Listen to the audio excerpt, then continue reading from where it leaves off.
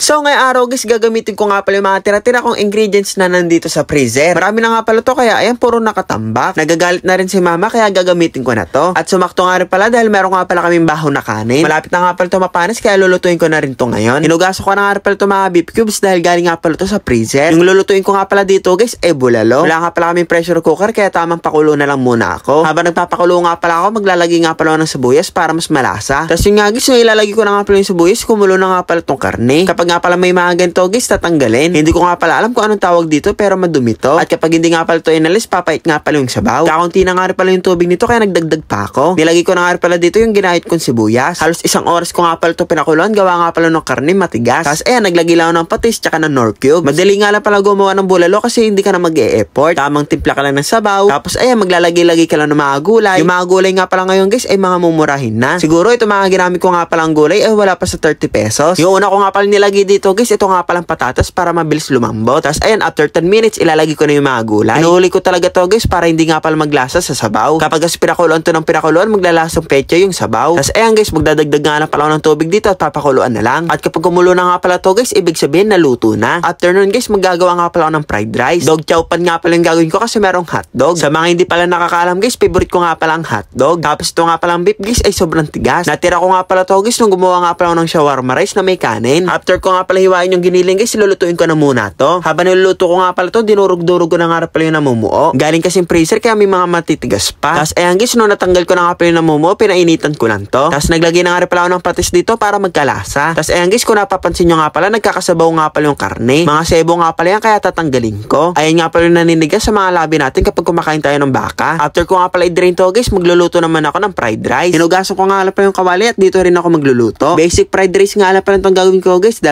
itlog at ilalagay ko dito yung baho na kanin. Masarap nga pala ang fried rice lalo na kapag mapapanis na yung kanin. Habang nagluluto nga pala ako dito guys, hindi na nga pala naglalagay ng seasoning kasi nilagyan ko na ng patis yung giniling. Kaya tama-tama na yung alat nun para dito sa niluto ko. Pagkatapos ko nga pala haluin to na mabuti, nilagay ko na yung hotdog. Kaya ko nga pala hinuli yung hotdog kasi madudurog to kapag hinalo ng hinalo. Papainitin lang yung hotdog at luto na to. At pwede nang mukbangin. At yung kapartner nga pala nito guys, ito nga palang bulalo. Dinamihan ko na nga pala yung luto para nga pala yan sa mga aso. Favorite kasi nila yan guys, yung may sabaw na ulam. Hindi nga pala sila nakain ng karne kaya yung mga gulay yung inuulam nila. Kaya ayan guys, tara kain tayo.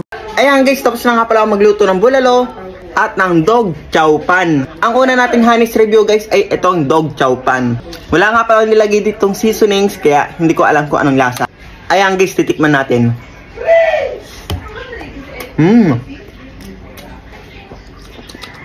Lasang-lasa yung beef.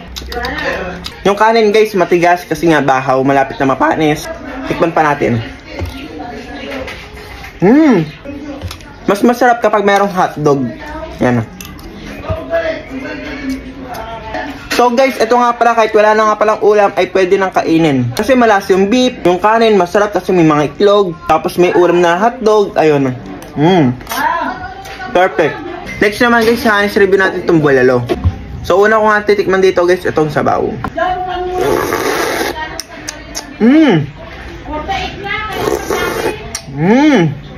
Sarap.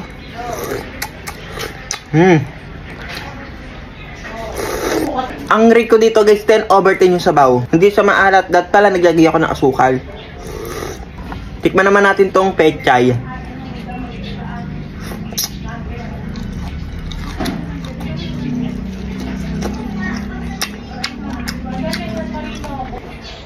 Yung pechay niya guys, crunchy. Tamang-tama sa niluto ko. Ganun yung mga gusto kong pechay, yung mga crunchy. Tikman naman natin tong cabbage.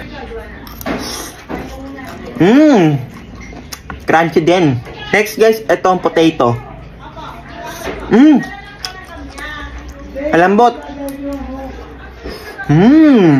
May mga potato kasi dito guys na matitigas kaya ayoko kainin. At syempre guys, titikman naman natin yung karne. 1 oras ko itong pinakuluan.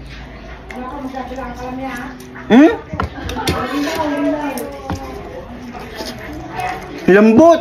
1 oras ba naman pinakuluan? Lambot nga! Perfect!